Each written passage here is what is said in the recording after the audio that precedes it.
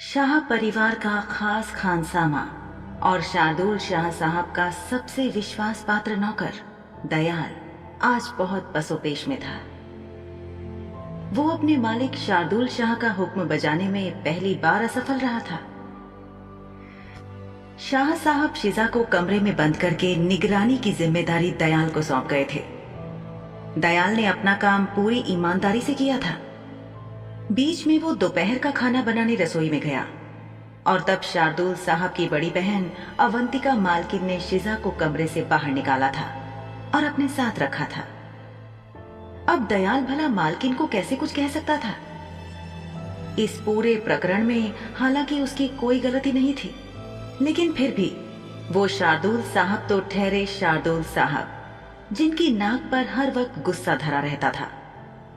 कब किस व्यक्ति पर कितना गुस्सा हो जाए और क्या सजा सुना बैठे, कोई अनुमान नहीं लगा सकता था। आज वाली बात पर शार्दुल साहब के संभावित क्रोध से बचने की कोशिश करता हुआ दयाल अपने सभी कामों को पूरा करते हुए हवेली में यहां से वहां शाह साहब की नजरों में आए बिना घूम रहा था। रात का खाना बनाने का वक्त हो चला था और जब दयाल रसोई के दरवाजे पर पहुंचा तो उसने सुना कि आज नौकरानियां काफी जोर जोर से बोल रही थी। ऐसा आज से पहले कभी नहीं हुआ था और ये एक अजब बात थी, क्योंकि सामान्यतः वे आपस में हमेशा फुसफुसाकर बात करती थी। वो कान लगाकर सुनने लगा और शिजा के साथ नौकरानियों की लगभग सारी बातचीत दयाल ने बिना उनके सामने आए सुन ली। वो उनकी बातों को खत्म हुआ मानकर अंदर कदम रख ही रहा था कि उसके कानों में शिजा के शब्द पड़े, जहां उसने खुद को 5,000 सोने के सिक्कों में खरीदे जाने की बात कही और अंत में तानाकशी कर रही नौकरानियों को उनके सस्ते में खरीदे जाने का उल्लाहना भी दिया। इसी वक्त बहस की नियंत्रित गरज से दयाल ने अंदर जाना तय किया, लेकिन कानों में 5,000 सोने के सिक्कों की बात सुनकर वो भौचक्का जरूर रह गया। उसने नौकरानियों से सुना था कि इस लड़की को मालिक ने 1,000 में खरीदा था। नौकरानियों ने ये बात कोचवान से सुनी थी, क्योंकि वही शाह साहब को काला बाजार से लेकर घर आया था। 5,000?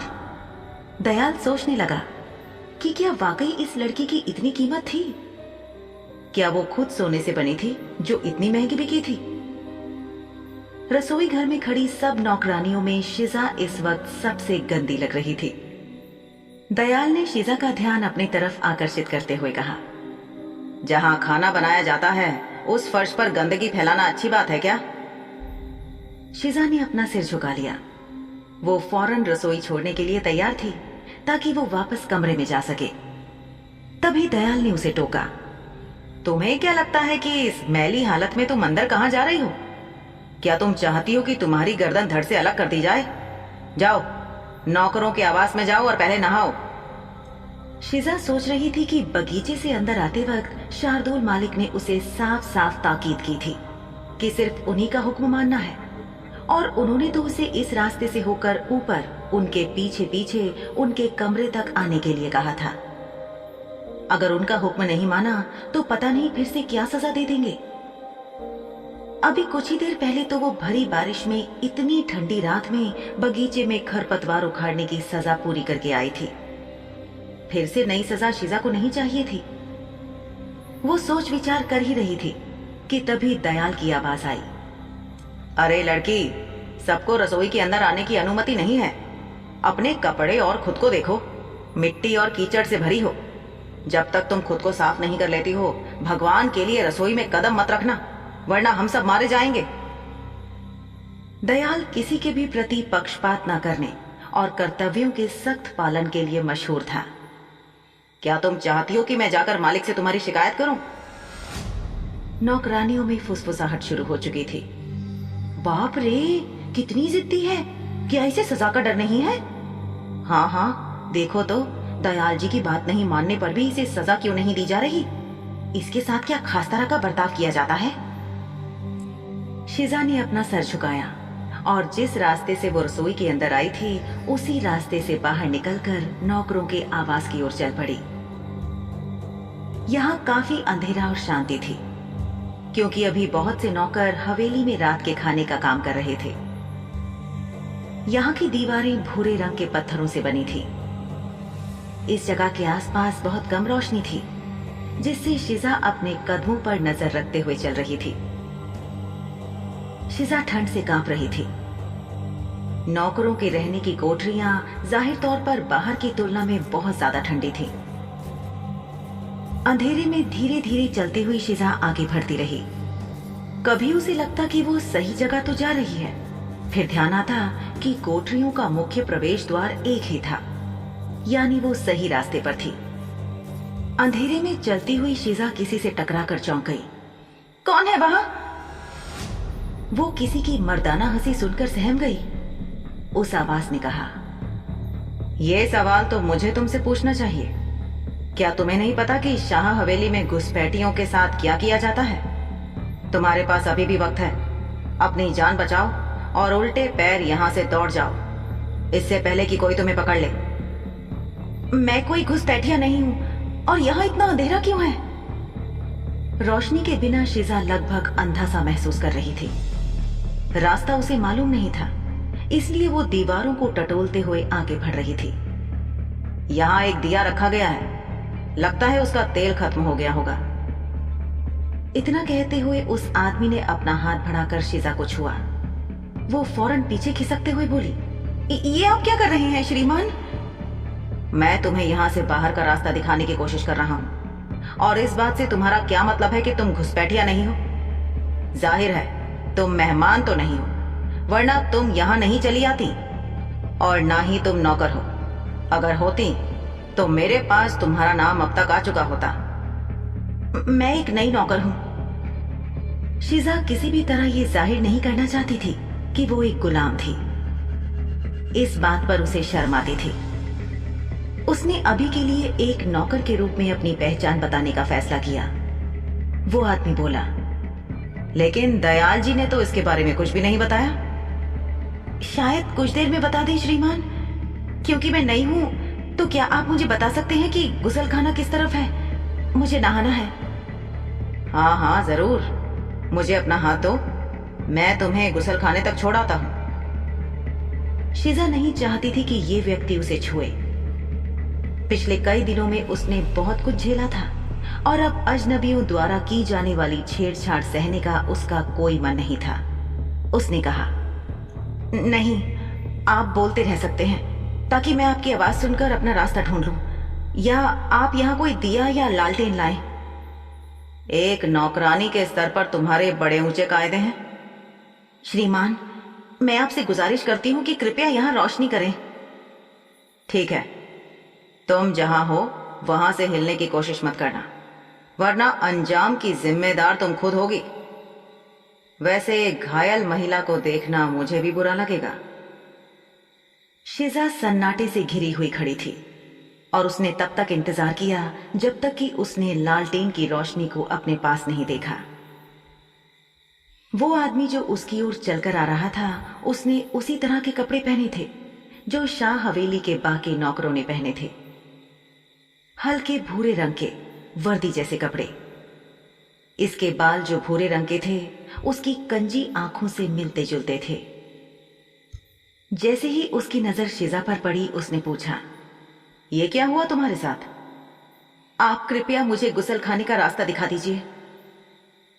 नहाने के लिए शिजा की जल्दबाजी इसलिए नहीं थी कि वो शार्दुल से मिलने को उत्सुक थी, बल्कि उसे डर था कि शिजा को अपने पीछे आने का हुक्म देने के बाद कहीं शार्दुल उसका इंतजार न कर रहा हो। उसने सिर झटक कर सोचा, भला शार्दुल साहब मेरा इंतजार क्यों करेंगे? पर शायद मुझे कोई नई यातना देकर वो अपना मनोरंजन करना चाहते हो। हाँ, यही एक कारण होगा। शिजा का शरीर कांप रहा था। उसके पूरे शरीर में कपकपी छूट रही थी। क्या तुम कीचड़ में गिर गई थी? इस आदमी की आंखें थोड़ी तिरछी थीं, और ये एक विनोदी मुस्कान के साथ शिजा की ओर देख रहा था, जैसे कि वो उसकी हालत का आनंद ले रहा हो। शिजा ने कोई जवाब नहीं दिया और इसकी बजाय चुप रहने का फैसला किया। लेकिन कुछ देर बाद उसने उसे जवाब दिया, जी, मैं नीचे गिर गई थी। यहाँ की मिट्टी बहुत फिसलन भरी है क्योंकि इसमें बहुत पानी है। बारिश के पानी को अंदर जाने में समय लगता है, इसलिए अपने कदमों को जमा जमा कर रखा करो। कुछ ही पल चलकर वो आदमी एक और छोटे से रास्ते के सामने खड़ा हो गया। इस रास्ते के दरवाजे नुमा प्रवेश पर कपड़े की एक चादर थी जो एक पर्दे की तरह लग रही थी। उस आदमी को अपने आगे बढ़ने का इंतजार करते देख शीजा ने एक गहरी सांस ली और उस पर्दे के पीछे चली गई। वहां उसने एक छोटा सा तालाब देखा जो नौकरों के लिए हवेली के पिछले दालान के ठीक पीछे बना हुआ था। इस उम्मीद के साथ कि वहां उस समय कोई नहीं आएगा, शीजा ने नहाने के बारे में सोचा, लेकिन उसके पास बदलने के लिए कपड़े नहीं थे। वो सोच रही थी कि नहाने के बाद भी क्या वो उस खुरदुरे मोटे कपड़े का वही आलू का बोरा पहनकर बाहर आने वाली थी जो चौकोर आकार का था। फिर उसने सोचा कि क्या उसे वापस हवेली जाना चाहिए, लेकिन वो वहां जाकर किससे कपड़े मांगती?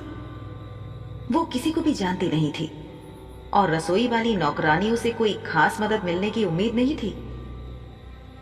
अपने दिल और दिमाग में खुद से बहुत सारी बहस करने के बाद शीजा चुपचाप खड़ी ही थी कि एक महिला उसे बोरे वाले कपड़े की बनी पोशाक देने के लिए आई। दयाल जी ने मुझसे कहा आपको ये देने के लिए। शीजा ने कपड़े लेते हुए आभार में अपना सिर झुकाया और उस महिला को बहुत तमीज के साथ शुक्रिया कहा। शीजा ने महसूस किया कि वो उन महिलाओं में से एक थी जो पहले रसोई में अन्य 3 नौकरानियों के साथ थी, लेकिन इसने वहां एक भी शब्द नहीं बोला था और ना ही यहां। जो काम उसे दिया गया था उसके इतर एक भी फालतू शब्द नहीं। उस नौकरानी को जाते हुए देखकर शीजा ने गुसल खाने के चादर नुमा पर्दे को ठीक से ढक दिया जो कि काफी पतला था। मन ही मन उसने प्रार्थना की कि जब तक वो नहाए यहां कोई ना आए, क्योंकि ये नौकरों के लिए खुले हमाम की तरह लग रहा था, जिससे उसे आश्चर्य हुआ कि ये न केवल महिलाओं द्वारा बल्कि पुरुषों द्वारा भी उपयोग किया जाता है।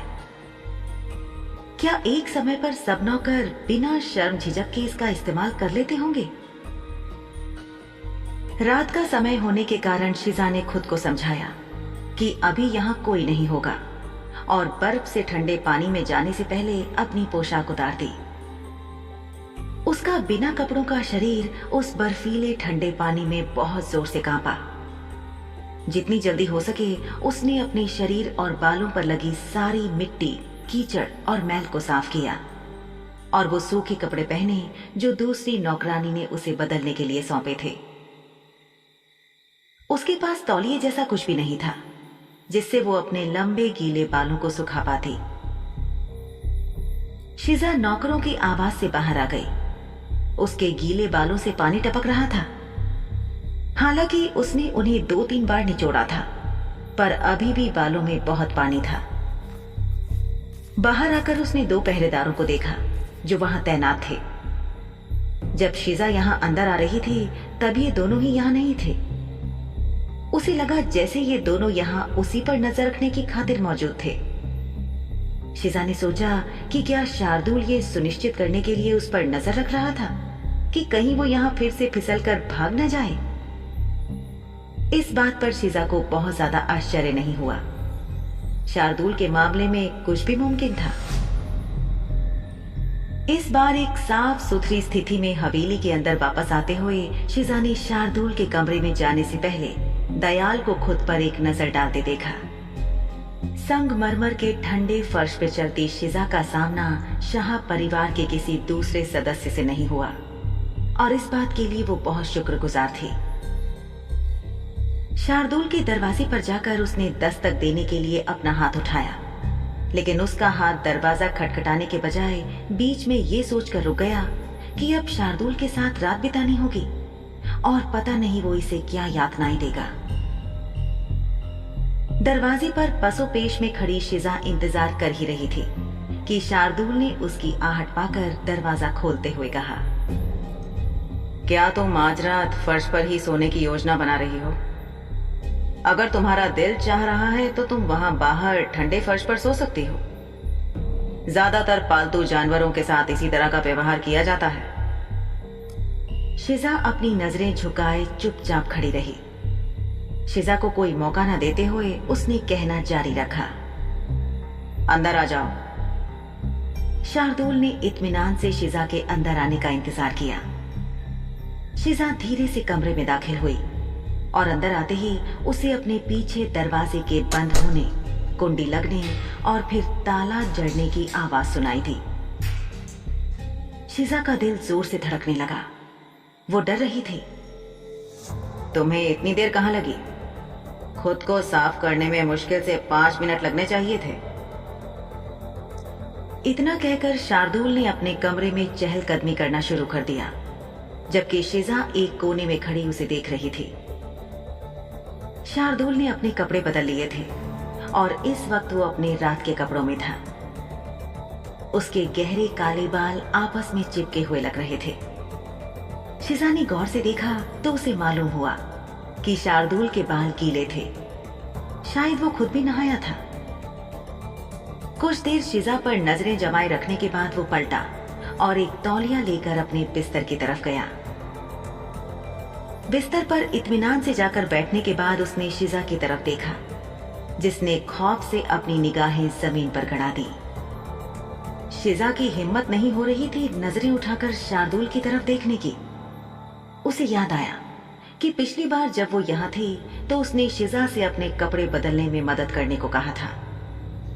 वो तो शिजा बीमार होने के कारण बीच में बेहोश हो गई थी, वरना पता नहीं ये जालिम उसका क्या हाल करता। यही सोच सोचकर शिजा का हाल बुरा था कि आज उसकी तबीयत काफी ठीक थी और अब ना जाने शार्दुल उसे क्या हुक्म दे दे। शिजा अपनी ही उधेड़-बुन में गुम थी कि तभी उसे शार्दुल की आवाज सुनाई दी, इधर आओ और यहाँ बैठ जाओ नन्ही चिड़िया। हमें तुम्हारे बाल सुखाने हैं, वरना तुम्हें सर्दी लग सकती है।